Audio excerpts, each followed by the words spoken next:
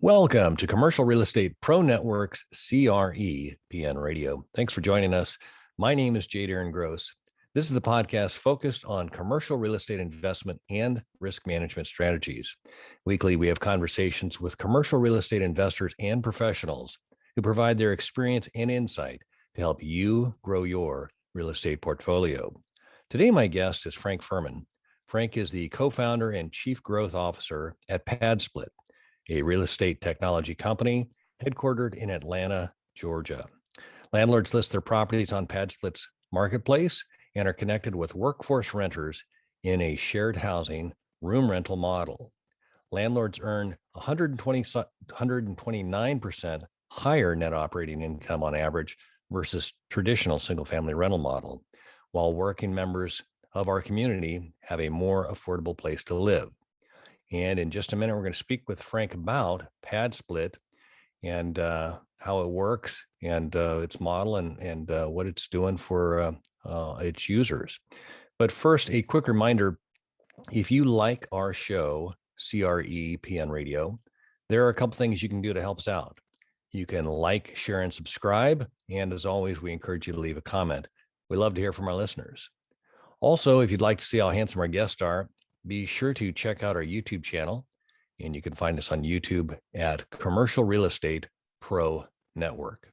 And while you're there, please subscribe. With that, I want to welcome my guest, Frank. Welcome to CRE PN Radio. Thanks for having me. Appreciate it. Yeah, I'm looking forward to our conversation today. But before we get started, if you could take just a minute and share with the listeners a little bit about your background. Sure. So I grew up outside of Philadelphia and went to the Naval Academy for college, majored in aeronautical engineering, did a quick stint in grad school at Johns Hopkins and got a master's degree in applied physics. From there, I was a commissioned officer in the Marine Corps. So I spent about 7 years as an infantry officer, commanded at the platoon and company levels, did a couple tours in Afghanistan in kind of 2009 and 2011, worked in R&D for a little bit. I managed a portfolio of R&D programs for the Office of Naval Research for the Navy and the Marine Corps. And then I did a kind of total 180. I left the Marine Corps. I took a job with McKinsey & Company in London. So I was working as a management consultant for several years. Along the way, kind of during this time, I got married and started having kids, and eventually transferred to our Atlanta office while with McKinsey. And it's sort of along this way, again, I'd gotten married. My wife's brother, Atticus, who, spoiler alert, is one of my co-founders here at PadSplit and our CEO. I'd been investing in projects with him. He was sort of a successful real estate entrepreneur. He built this, actually several businesses, but real estate investment, a contracting company. But I'd always been on the passive side. I was kind of generally aware of what he was doing, but never really on the operating side. And, I'd moved to Atlanta. I'd eventually left consulting. So we were having another child, and my wife was going back to work. And he said, I've had this idea. I've been actually doing it since 2009, this kind of room rental model, this kind of workforce housing model. And, he'd built up a big portfolio of single family homes and apartments and so on. But he's like, it's the most profitable part of my business. I know it works, but there's operational challenges and so on. But it could be really big. No one else is really doing it at scale. No one else is doing it across markets, really. Maybe the time is right.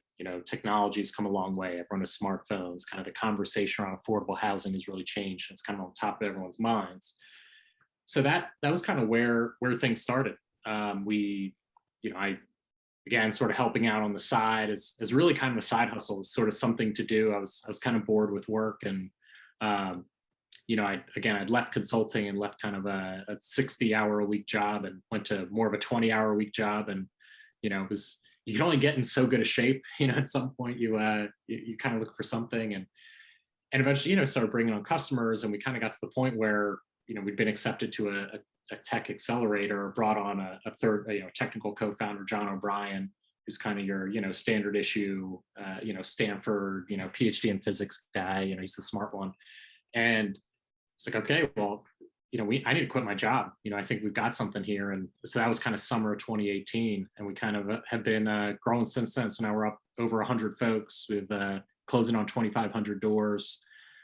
So we're moving along. Every day is a little bit of a struggle, certainly, but we're still at that stage. But definitely grown a lot since then.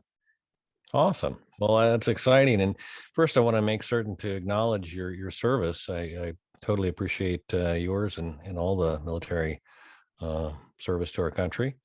And second, I want to ask you a question. You mentioned something about R&D, and if I understood right, on the timeline, you were in the military at the time, and I was just kind of curious. Did I hear that right, or is that? Yeah, that's right. Yeah. So after my time in kind of operational units, I was with 3rd Battalion, 4th Marines. I transferred to a staff tour in DC at the Office of Naval Research. So I was a captain in the Marine Corps, still kind of active duty, but yeah, managing a portfolio of R&D programs. So I would fund research at government labs, companies, universities, that sort of thing. I mostly focused on logistics technology, so water purification, microgrids, kind of alternative energy projects, supply chain kind of analytics, those sorts of things. Got it. I think often it's easy to think of military as one thing, as opposed to all of the support behind it to make it operational. But again, thank you for your service. Well, let's talk a little bit then about PadSplit. So it sounds like your brother-in-law was he investing just in like his own portfolio, and that was how he came upon this model? Was that the genesis? So he had he'd been a broker. He'd always been in real estate. He graduated from Yale, and gosh, I should probably know this, maybe 2002, something like that. Came down to Atlanta, had been working for a few companies, but always kind of real estate aside. Then he went off on his own and was a commercial broker, with a couple of partners. And that business essentially went under in 2007. He's on the land side, so it hit early. But he's looking around and thinking, hey, all these houses are selling for $20,000. Maybe I should buy some houses. And that turns out was a good idea. So he kind of saw something that other people hadn't, or at least not yet, and built up his portfolio. He brought on a partner kind of early on, and so he and Stan, his partner, built up this business Striant, which is still going concern. It's still operating, but he really kind of stumbled into this. I mean, he bought a property in Southwest Atlanta, and he was just buying what was available, right? It was, at that time you had to borrow hard money and, but you could buy cheap, and buys this house. And the two neighbors come by, Otis and Mitch, and they say, hey man, our house is being foreclosed on. We're getting kicked out of our house. We want to rent rooms in your rooming house. And he's like, I don't know what you're talking about. This is a normal rental. I'm gonna rent it Section 8. This is, I don't know what you're talking about. And they're like, brother, like, look at the house. Why is it cut up this way? Why is it set up with locks on the doors? It's a rooming house, and we'll pay you $100 a week each. And he's looking at me and saying, okay, I got all these bedrooms. I can get 800 from the housing authority, or I can get 100 a week. Oh my gosh, that's more than twice as much money. So he did it, and then did another one in 2012, and kind of, it was always sort of this small part of his portfolio. And it's the kind of business that in some ways, people look at it and they say, oh, I bet my kids would understand it, sort of young people sharing. And I always think, no, your grandmother's the one who would get it, because this is actually how people used to live, in particular single people, kind of pre-zoning laws that kind of came about in the 70s. Actually, if you really go back, after World War II, a lot of, or even actually during World War II, a lot of building code necessitated having boarding units, because that was where young men and women had to live. There were no other options. You couldn't just get a bunch of young men in a house was trouble, but a man living with a family working in a factory, that was kind of a stable sort of situation. So this was sort of the norm, and it still is in much of the world, but we kind of got away from it. And culturally, and certainly through kind of zoning and building codes and so on, kind of got away from it. But this is a old way of living. And really, most folks, they think about it and say, oh, I did that in school, right? I had a house and we shared out, and I rented a room and it was fine. Or people say, oh, this is what my what my parents are doing, or my grandparents are doing now that they're in assisted living, and they sort of have it. And for some reason, that sort of missing middle, kind of once you graduate from school, but before you need assisted living, it seems quite foreign to us. But that's really where we focus, is how do you bring that kind of student housing dynamic, that kind of assisted living dynamic in terms of the space, but to kind of working folks. So, people who generally can't afford market rents, but are working kind of full time and getting by. But and if you can do that, just like with student housing or kind of assisted living, you can generate much higher returns because there's huge unmet need. Yeah, I'm thinking the model, or at least the term that I've heard referred to this kind of model in the past, was like SRO, single room occupancy kind of thing. Does that? Absolutely. Yeah. I mean, that's the idea. That is a term that you, me, and about 4 other people use regularly. And, unfortunately not many others, but yeah, SROs was kind of the traditional designation for it. You hear kind of other terms, some of which are, you hear kind of rooming houses and boarding houses. Those are a little different because it typically included the provision of meals. But the concept is, what I like to say is, in my house, I have 6 people living here. It's not because I'm crazy or I'm, it's whatever. I have a family, and, we share space, and I share a bathroom, I share a kitchen. That's what normal people do to drive down the cost per person. Now, unfortunately, in my house, I'm the only person paying the mortgage, but that's that's life.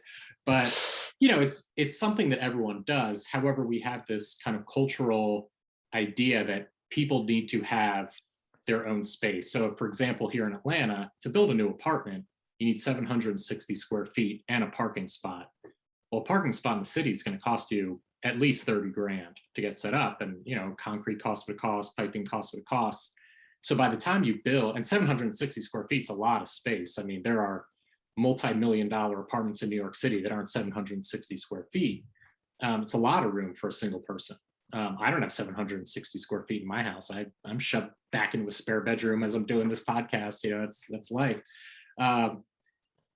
So the barrier to entry for a single person is really high unless you're a high earner. And so what people do is, they share space. That's kind of the way it works. But for people who are unmarried, people who aren't high earners, what do they do? And that's kind of our sweet spot and kind of the need we answer. Got it. So a couple things come to mind with kind of the clientele that you're is your target market, if you will. Sure. And if I understand kind of the concept is, if I'm a landlord and I've got a place for rent, I can list it on PadSplit, and then you'll match up with prospective tenants that need a place to stay. And so at that point, I'm assuming there's a portal I go on and I list my property. Walk us through from that point forward. Are you doing any screening? Is the screening up to the landlord?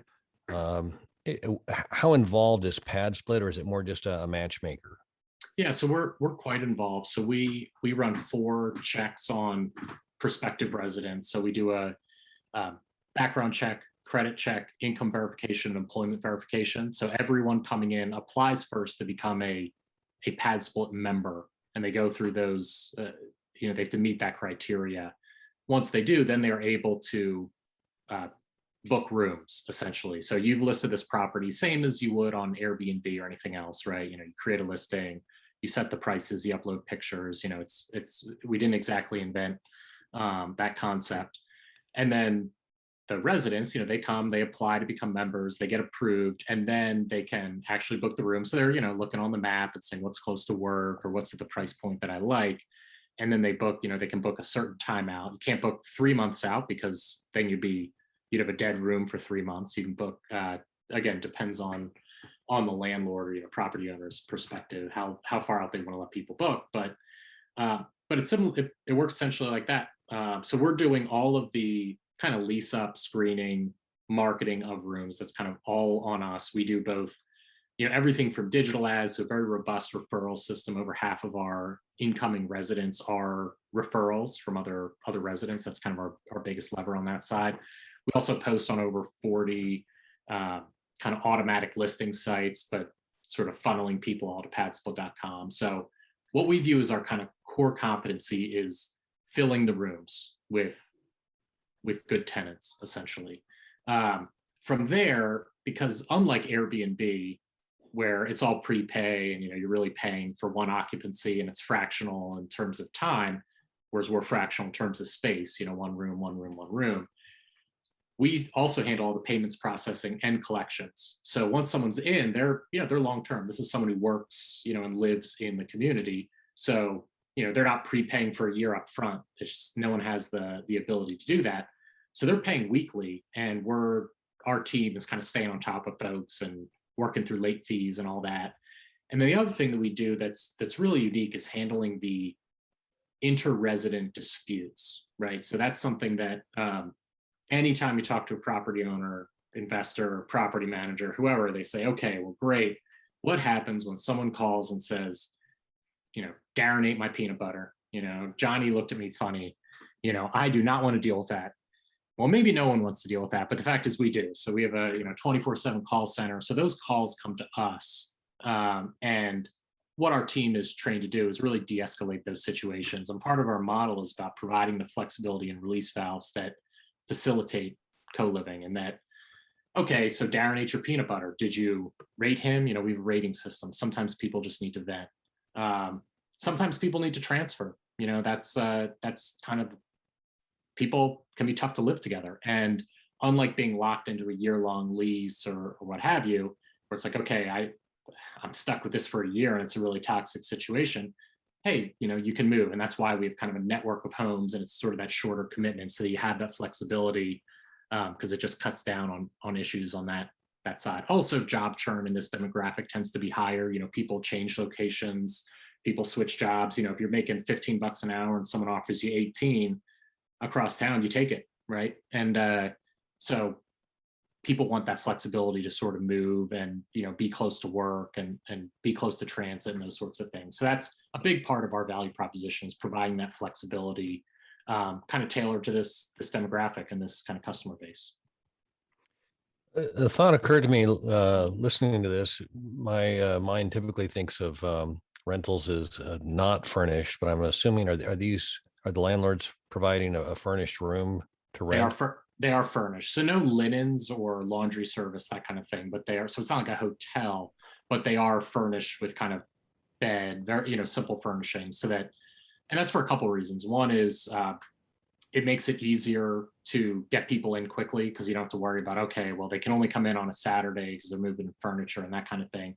The other thing is, one of the things that we really pride ourselves on is really driving down the cost of housing, in that, traditionally, one of the things, if you'll indulge me in a mini rant, one of the problems with quote unquote affordable housing, the paradigm in this country is we think of it as cost transfer, right? It's okay, you can't afford your rent.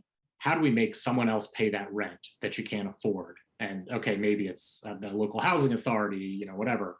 Or even further upstream, hey, we got to provide LIHTC, tax credits so that people can build more cheaply and all these things. It's hyper complex. And, the dirty secret of affordable housing is you need to start with affordable housing. Like, it needs to literally cost less, not just have someone else pay. So everyone's obsessed on cost transfer.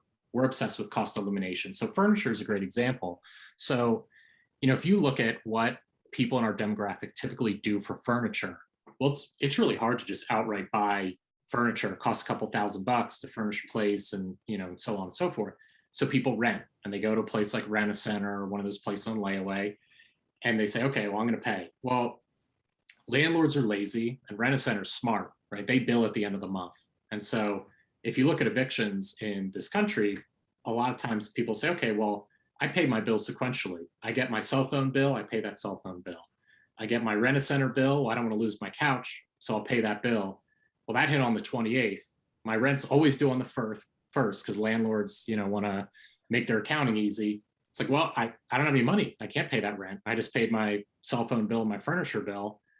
It's like, okay, well, that was clearly a bad idea, right? Because now your furniture is going to be put out. But that's how people operate. So we kind of thought about it from the other way around, being customer focused. Say, okay, well, one, how do we drive down the cost? So renting furniture is a terrible investment, right? You're paying enormous interest rates you never had, whereas it's relatively cheap for a landlord to furnish an apartment or a house simply, and then kind of bake it into the price. So, okay, instead of getting an apartment, now I have this huge barrier to entry, which I can't meet. Now I need to pay, 20% interest to rent a center.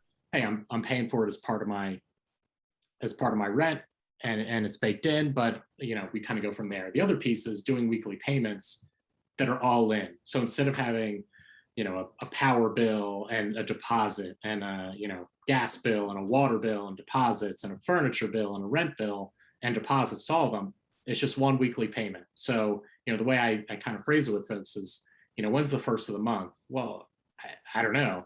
When's Friday? Well, that's tomorrow. I get paid on Friday, my bill hits on Friday, I pay it by Sunday, I'm all set. And you're kind of making it friendly for the renter rather than friendly for the landlord. And I've been a landlord, you think about it and say, okay, well, how do we make my accounting as easy as possible? How to make my operations as easy as possible? You bill on the first, you spend your first week worried about collections.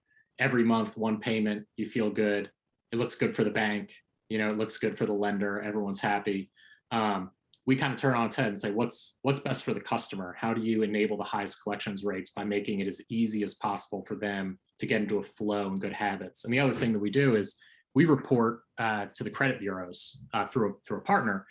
And, a lot of our customers coming in, the residents are really thin file folks, right? Not necessarily bad credit in many cases, they just don't have a long credit history. Well, because we're reporting weekly payments that are a big chunk of their income, they get a lot of data points very quickly, and people are adding 100 points to their credit score after just a couple months. And in my view, this is obviously, it's a benefit to them because it enables them to move up the housing continuum.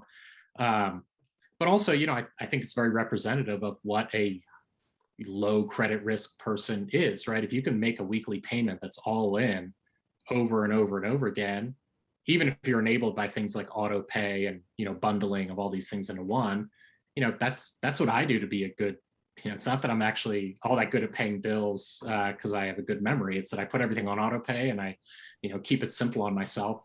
I think that the tools that I use, whether it's sharing space or bundling payments or putting things on auto pay, should be available to everybody. That's how I have a good credit score, and it's how I've been able to save money on housing. And so we're trying to democratize that. No, I love all that you said there. I mean, the credit thing I was going to ask, or I typically would think of a lot of these type of tenants, just from personal experiences, kind of unbanked. You're getting money orders as opposed to a check from a checking account kind of thing. Are you? How are you working with them as far as that? You mentioned auto pay, and that I would typically associate that with more of having a traditional banking relationship. Yeah, it's a great question. You're right in that many folks are unbanked. That's just a reality of the demographic. Now we're all electronic payments, so we don't take checks, we don't take money orders. However, it was one of the things that where technology has kind of changed this industry a lot, just in the last kind of 5 years, even since we've gotten started. In that, this was a cash business. When Atticus did the first house in 2009, it was a metal drop box, right? You put in your cash, you put in your money order, you picked it up weekly. That was how you operated.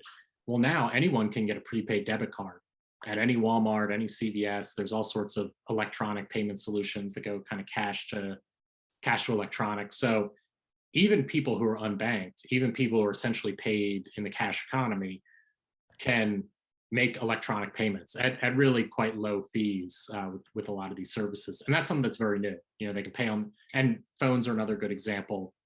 10, 12 years ago, not that many people had smartphones, or at least certainly in this demographic, but today everyone does. You can do it all on your phone. We're kind of mobile first on that side. But it's one of those things where technology has made this model much more accessible to this demographic.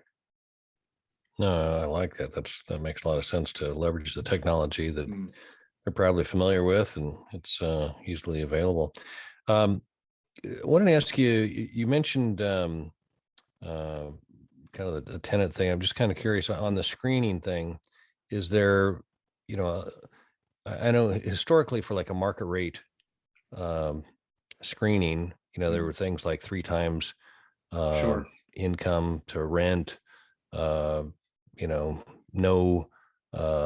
serious, criminal activity or violent, or whatever. Is there Sure. a standard that you guys use, that you screen Yeah, for? absolutely. So we're able to underwrite tenants at with much lower levels of income than traditional rentals for a few reasons. One is the cost is lower. So we don't use 3 times, which is absolutely the standard, 3 times rent as income. We do 2x. And the reason for that is it isn't just rent.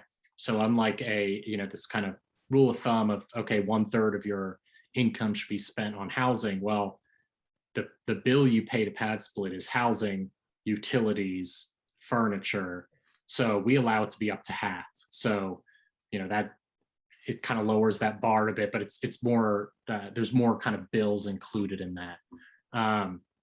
The other, so that, that's how we kind of underwrite that side of it. We do the same thing, we do a background check. So no felonies, you can go back 7 years by law. So we go back as far as you can. And then our credit checking is definitely is sort of a proprietary algorithm. So we're much more looking for what kind of debt do you have, and is it in collection? So for example, you would treat student debt differently than debt to a landlord for kind of obvious reasons. So we don't just rely on a FICO score, which is really designed to think about, will you pay your mortgage? We're much more focused on, are you good at paying your bills, and what kind of bills do you owe, kind of thing.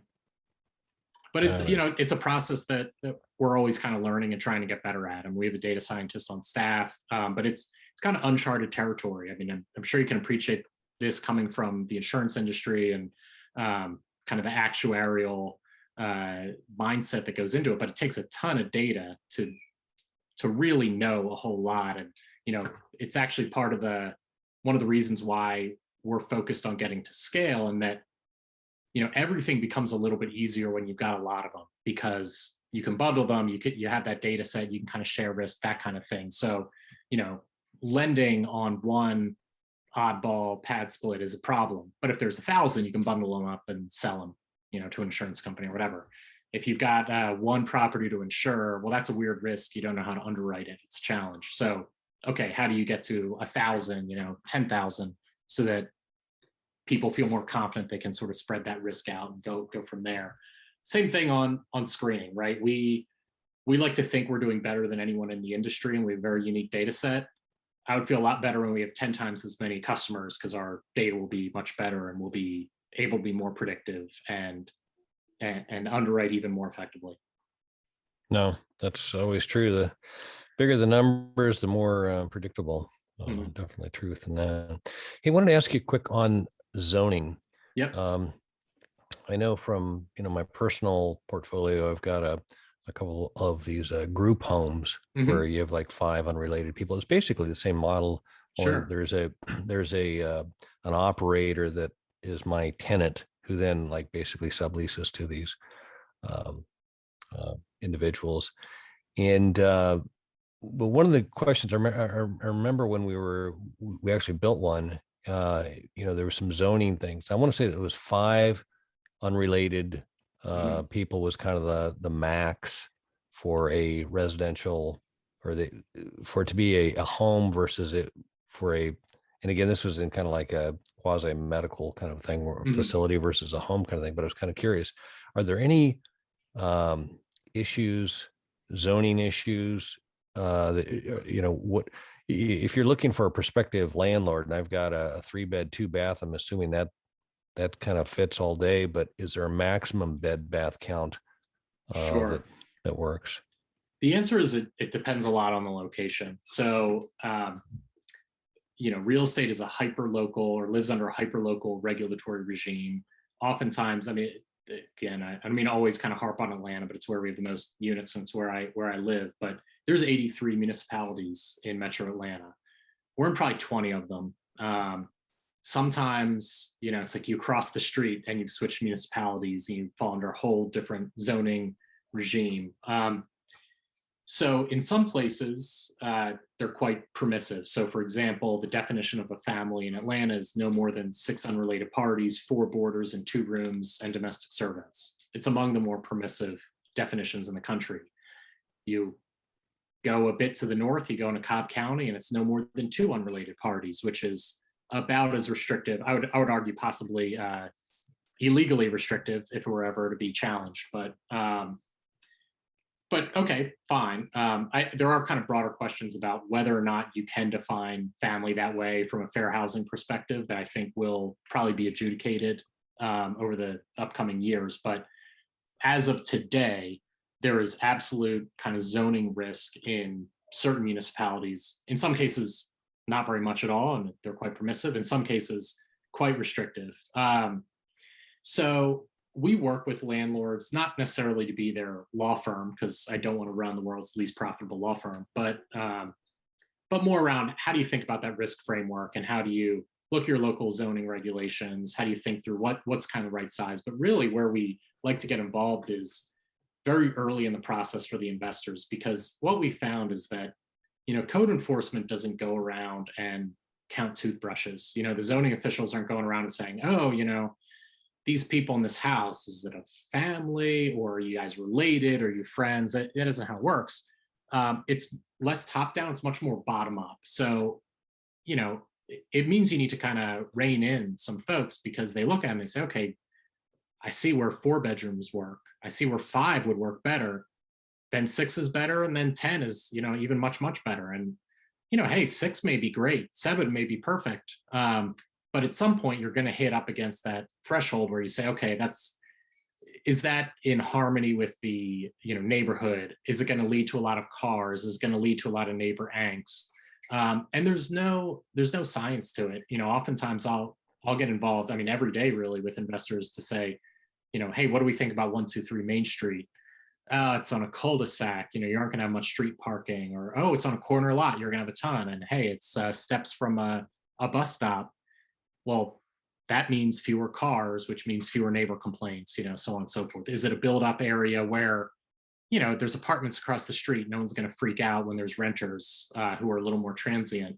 Or is it in a neighborhood that's, a little subdivision where they actually don't like renting, period? You're begging for trouble. For example, I advise every investor to avoid HOAs, not because, it is automatically outlawed or anything. I, for one, you can't pay me enough to read a bunch of HOA bylaws, but oftentimes there's a catch-all of, anything we don't like is against the rules, and it's adjudicated at Jerry's house on Tuesdays. And, I think that you're just asking for trouble in terms of neighbors. So there's a risk mitigation framework that you have to go through to say, okay, well, what is going to reduce the risk of neighbors having issues? And it's about the right asset and the right location, and with a little bit of discretion to say, hey, this would work fine for 5 or 6 bedrooms all day, every day. But 7, 8, 9, 10, wow, that might be pushing it a bit. So how do you kind of think about it from there? Yeah, I was going to say that it was kind of my thought, was it's the neighbors is where the complaints would come from. If you Always, it's not going to be the guy counting toothbrush. It's going to be the neighbor complaining to somebody. And exactly. Yeah, so I hear you. Not in my backyard. So you indicated you're in Atlanta, the area there, and you're looking to grow. Is there a direction, a city you've identified? Is there a place where you're going next? Sure. Well, we're in 8 markets today. So Atlanta is kind of our core markets, where we got our starts, where we have our most units. But we're also pretty heavy in Texas. So we're in Houston and Dallas today. We'll be in San Antonio soon enough. Pretty heavy in Florida. So we're in Jacksonville and Tampa today, and should be in Orlando shortly. We're in New Orleans. We're in Richmond, Virginia. We're in Indianapolis.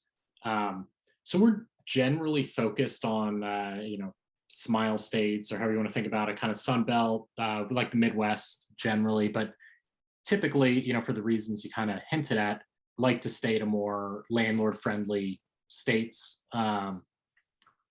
for risk mitigation purposes. So that's where we're focused. I think we'll be effectively nationwide by the end of 2022, but we take a very intentional kind of approach for launching in new markets, because on one hand, as I said, there's network effects to this business. You don't want to be the first, you don't want to be the only house in municipality, because you want to be able to transfer folks. You want to be able to have people move around when they need to.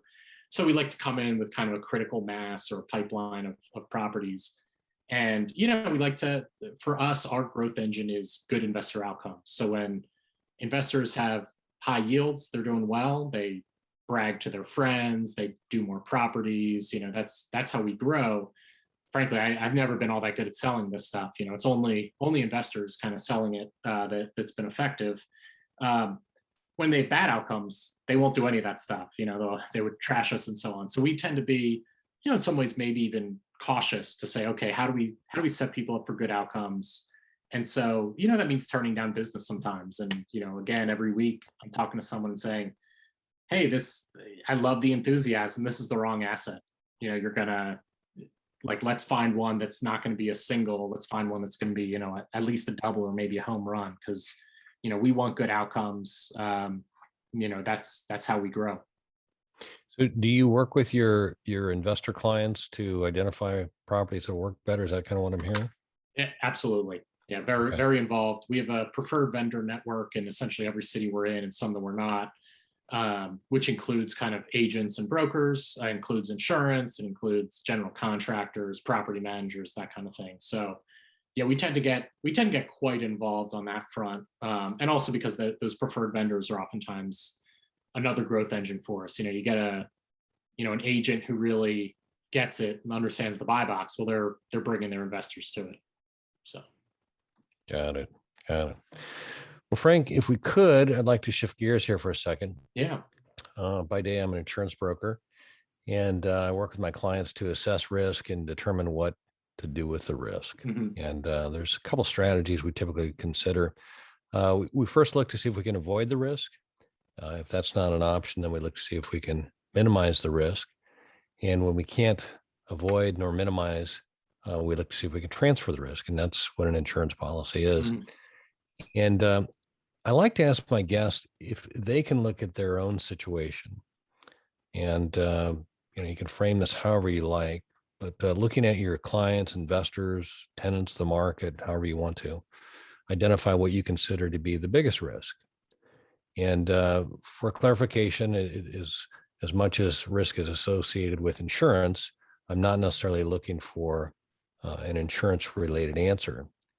But if you're willing, I'd like to ask you, Frank Furman, what is the biggest risk?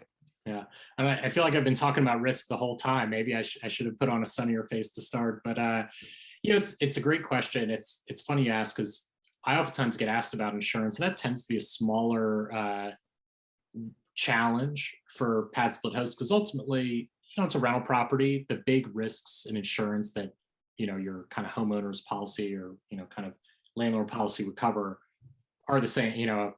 Risk of a tornado is the same risk of tornado. We can be blamed for many things, but typically not for controlling the weather. So, that tends to be relatively straightforward. To me, the biggest risk to our business kind of gets to your point, certainly about zoning, but I'd say less is a distinct zoning question, more, but certainly one around like kind of government involvement and prohibition. I mean, it's I guess you could broadly call it the NIMBY movement being weaponized, and certainly you've seen it with other startups, certainly in the space. I mean, Airbnb is a great example where Airbnb, their core offering of letting people rent out their properties was essentially legal everywhere in the United States 10 years ago. There may be some small exceptions, and we could have the debate about whether or not they should have been paying hotel tax and this and that, but generally it was just kind of off the books. No one even thought it was that strange. And if in 2005 you'd said, hey, I'm going to rent out, I'm going to leave my house for a week and I'm going to have someone pay me for to live there for a week, no one would say boo. You would have no issue at all. Now, obviously they grew, they got a ton of coverage, and there are issues. People use party houses, and a bunch of guys come into a residential neighborhood to go to for a big football game, and they're throwing a kegger, and neighbors are mad. I get it.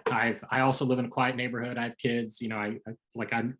We all have a little bit of the NIMBYism in us, right? Especially on work nights and that kind of thing. So I get it. They also, of course, have a very powerful competitor and kind of hotel companies and so on that's consolidated and well resourced. So there's a little bit of that too. So fast forward to 2021, and many municipalities have either straight prohibitions that are new, they've been legislated into existence, or pretty onerous requirements on Airbnb that in some cases aren't actually even easy for them to answer, right? Because one of the unfortunate things about our kind of the way the politicians think about these things is like they think Airbnb is operating all these units when clearly they're not. They're it's a marketplace. Hosts are operating the units, so Airbnb doesn't know what's going on or doesn't check the maintenance or whatever. That would be almost impossible for them to do. So okay, fine. But they've obviously faced a lot of headwinds, but they were able to get big enough and secure enough that they could kind of attack them head on. For us, I anticipate some of the same sort of challenges. We're in the workforce housing business, and everyone loves workforce housing, except in their street, except in their neighborhood, except in their town. They want it to be somewhere.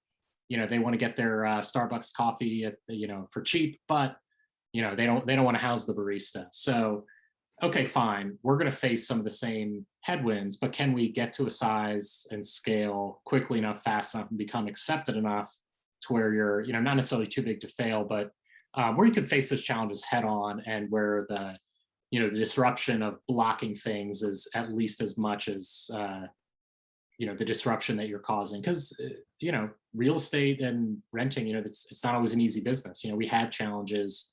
As I like to say, our residents are cut from the crooked timber that is humanity, and they sometimes fall short of what they'd like to do. Predominantly good people, but sometimes they park like jerks. Sometimes they cause trouble. That's just the reality of it. When you have a couple thousand of these people, it's inevitable. So can we get big enough, fast enough, and really create enough value in the marketplace that look, the headwinds are coming. That's inevitable. But we can face them with kind of a worthy challenge. And when communities say, hey, we don't actually like workforce housing in this town, we can say, okay, well, we're already here.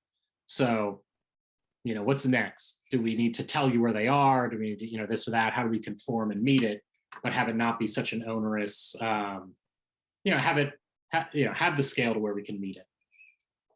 Yeah. No, I love the concept. I love the name PadSplit. I think it's a great name for you guys.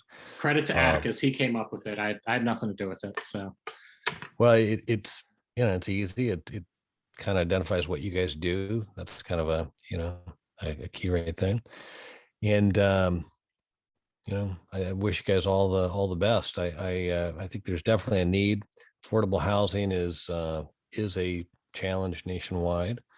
And as you said, the cost elimination versus the cost transfer. I mean, I think one of the challenges we really face is when we try and make it less costly, we end up in, pumping a bunch of money into something and end up eventually, making it more costly kind of thing. Sure. Usually what the model is, and it's just a theory versus reality kind of thing. And I love your guys' approach.